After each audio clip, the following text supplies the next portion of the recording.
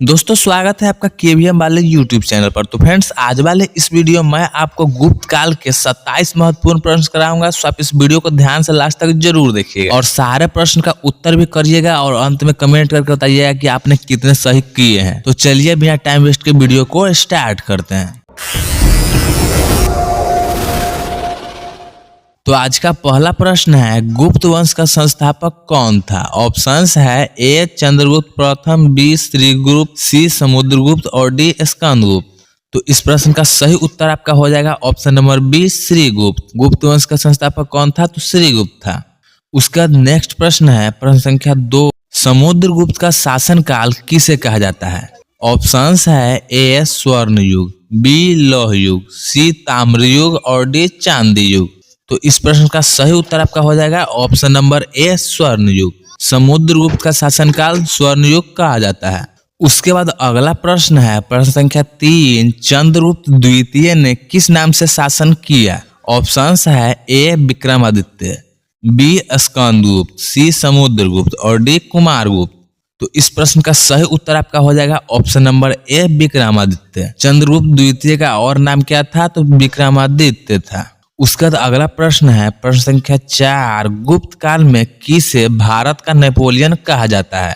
Options है ए Samudragupta, B Chandragupta प्रथम, सी चंद्रगुप्त द्वितीय और डी कुमारगुप्त। तो इस प्रश्न का सही उत्तर आपका हो जाएगा option number A Samudragupta. Bharat का नेपोलियन किसे कहा जाता है? तो समुद्रगुप्त को कहा जाता है। उसका नेक्स्ट प्रश्न है प्रश्न संख्या 5, गुप्त काल की प्रमुख साहित्यिक कृति कौन सी है?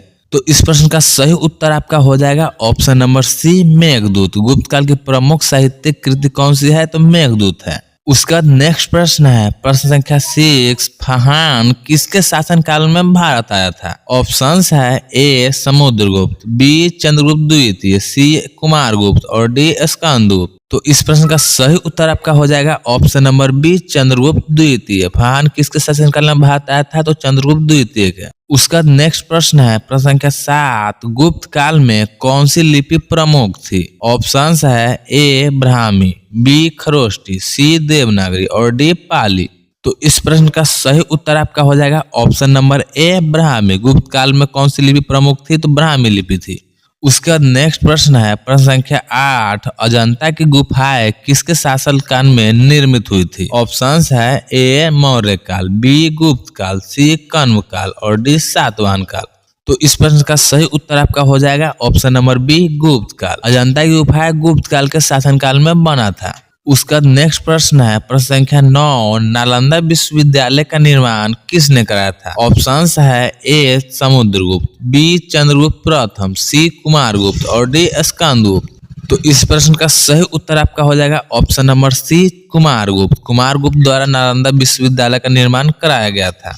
उसके बाद नेक्स्ट प्रश्न है प्रश्न संख्या 10, गुप्त काल का सबसे महत्वपूर्ण धातु सिक्का कौन सा था? ऑप्शंस है ए ताम्र सिक्का, बी स्वर्ण मुद्रा, सी रजत मुद्रा और डी कांस्य सिक्का। तो इस प्रश्न का सही उत्तर आपका हो जाएगा ऑप्शन नंबर बी स्वर्ण मुद्रा। गुप्त काल का सबसे महत्वपूर्ण धातु सिक्का कौन था? तो स्वर्ण मुद्रा था। उसके बाद नेक्स्ट प्रश्न है प्रश्न संख्या 11, किस गुप्त सम्राट को महाराजाधिराज की उपाधि मिली थी? ऑप्शंस है ए चंद्रगुप्त प्रथम, बी समुद्रगुप्त, सी चंद्रगुप्त द्वितीय और डी स्कंदगुप्त। तो इस प्रश्न का सही उत्तर आपका हो जाएगा ऑप्शन नंबर ए चंद्रगुप्त प्रथम। चंद्रगुप्त प्रथम को ही महाराजाधिराज का उपाधि मिला था। उसका नेक्स्ट प्रश्न है प्रश्न संख्या 12, गुप्त काल में किस धार्मिक पुस्तक का संस्कृत में अनुवाद हुआ था? ऑप्शंस है ए महाभारत का, बी रामायण का, सी त्रिपिटक का और डी उपनिषद का। तो इस प्रश्न का सही उत्तर आपका हो जाएगा ऑप्शन नंबर सी त्रिपिटक का। त्रिपिटक धार्मिक पुस्तक का ही गुप्त काल में संस्कृत में अनुवाद हुआ था।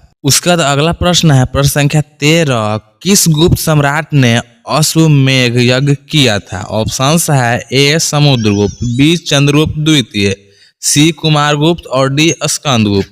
तो इस प्रश्न का सही उत्तर आपका हो जाएगा option number A Samudragupta. Samudragupta ने अश्वमेध यज्ञ किया था। उसका नेक्स्ट प्रश्न है प्रश्न संख्या 14, गुप्त साम्राज्य की राजधानी कहाँ थी? ऑप्शंस है ए पाटलिपुत्र, बी उज्जैनी, सी कन्नौज और डी मथुरा। तो इसका सही उत्तर हो जाएगा ऑप्शन नंबर ए पाटलिपुत्र। गुप्त साम्राज्य की राजधानी कहाँ थी? तो पाटलिपुत्र था। उसका नेक्स्ट प्रश्न है प्रश्न संख्या 15, किस गुप्त सम्राट के समय में नवरत्न का दरबार था? ऑप्शंस है ए समुद्रगुप्त, बी चंद्रगुप्त द्वितीय, सी कुमारगुप्त और डी स्कंदगुप्त। तो इस प्रश्न का सही उत्तर आपका हो जाएगा ऑप्शन नंबर बी चंद्रगुप्त द्वितीय। चंद्रगुप्त द्वितीय के समय में नवरत्न का दरबार लगता था। उसका नेक्स्ट प्रश्न है प्रश्न संख्या 16, गुप्त काल में कौन सा वैज्ञानिक विद्यमान था? ऑप्शंस है ए आर्यभट्ट, बी चरक, सी सुश्रुत और डी वराहमिहिर। तो इस प्रश्न का सही उत्तर हो जाएगा ऑप्शन नंबर ए आर्यभट्ट।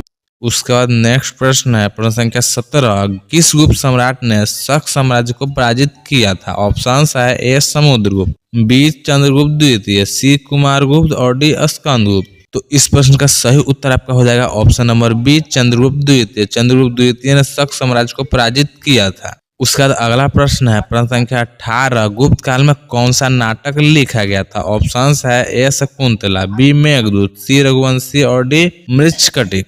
तो इस प्रश्न का सही उत्तर आपका हो जाएगा ऑप्शन नंबर ए शकुंतला। गुप्त काल में शकुंतला नाटक लिखा गया था। और दोस्तों अगर आपको वीडियो पसंद आ रहा हो तो लाइक भी जरूर करिएगा। उसके बाद अगला प्रश्न है प्रश्न संख्या 19, किस गुप्त सम्राट को कविराज कहा जाता था? ऑप्शंस है ए चंद्रगुप्त प्रथम, बी समुद्रगुप्त, सी चंद्रगुप्त द्वितीय और डी स्कंदगुप्त। तो इस प्रश्न का सही उत्तर आपका हो जाएगा option number B Samudragupta. Samudragupta को ही कविराज कहा जाता था। उसका अगला प्रश्न है प्रश्न संख्या 20, गुप्त काल के दौरान किस क्षेत्र में विशेष प्रगति हुई थी? ऑप्शंस है ए कला और साहित्य, बी विज्ञान, सी अर्थशास्त्र और डी सभी। तो इस प्रश्न का सही उत्तर आपका हो जाएगा ऑप्शन नंबर डी सभी। गुप्त काल में इन तीनों क्षेत्रों में विशेष प्रगति हुआ था। उसके बाद अगला प्रश्न है प्रश्न संख्या 21, गुप्त काल में सबसे प्रसिद्ध चिकित्सक कौन सा था? ऑप्शंस है ए चरक, बी सुश्रुत, सी धन्वंतरी और डी पाणिनि। तो इस प्रश्न का सही उत्तर आपका हो जाएगा option number B Sushruta. Sushruta जो है कि गुप्त काल में सबसे प्रसिद्ध चिकित्सक था। उसके बाद अगला प्रश्न है प्रश्न संख्या 22, गुप्त काल में कौन सा स्तूप प्रमुख था? ऑप्शंस है ए सांची स्तूप, बी धौलागिरी स्तूप, सी नालंदा स्तूप और डी भरहुत स्तूप। तो इस प्रश्न का सही उत्तर आपका हो जाएगा ऑप्शन नंबर ए सांची स्तूप। गुप्त काल में सबसे प्रमुख स्तूप कौन था? तो सांची का स्तूप था। उसका नेक्स्ट प्रश्न है प्रश्न संख्या 23, गुप्त काल में किस भाषा में साहित्य लिखा गया था? ऑप्शंस है ए पाली, बी प्राकृत, सी संस्कृत और डी तमिल। तो इस प्रश्न का सही उत्तर आपका हो जाएगा ऑप्शन नंबर सी संस्कृत। गुप्त काल में साहित्य किस भाषा में लिखा गया? तो संस्कृत में लिखा गया। उसके बाद नेक्स्ट प्रश्न है प्रश्न संख्या 24, गुप्त काल में किस खेल का उद्भव हुआ था? ऑप्शंस है ए शतरंज, बी कबड्डी, सी हॉकी और डी क्रिकेट।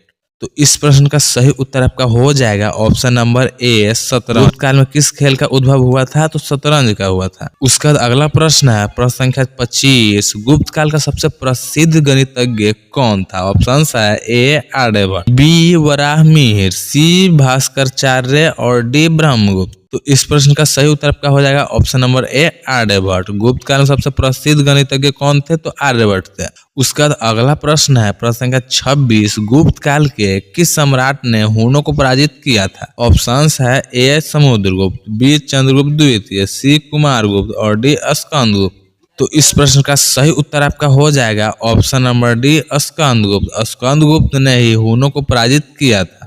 उसके बाद आज का अंतिम प्रश्न है प्रश्न संख्या 27, गुप्त काल में किस प्रकार की चित्रकला का विकास हुआ था? ऑप्शंस है ए मूर्तिकला, बी भित्ति चित्रकला, सी पट चित्रकला और डी कांच कला। तो इस प्रश्न का सही उत्तर आपका हो जाएगा ऑप्शन नंबर बी भित्ति चित्रकला। गुप्त काल में जो है कि भित्ति चित्रकला का ही विकास हुआ था। और इसी के साथ आज का हमारा सारा प्रश्न होता है समाप्त। आपने कितने प्रश्न का सही उत्तर किए हैं जरूर कमेंट करके बताइए। और वीडियो पसंद आया हो तो लाइक कर चैनल को सब्सक्राइब कर लीजिएगा आगे और भी ऐसा ही वीडियो देखने के लिए। वीडियो लास्ट तक देखने के लिए आपका बहुत बहुत धन्यवाद।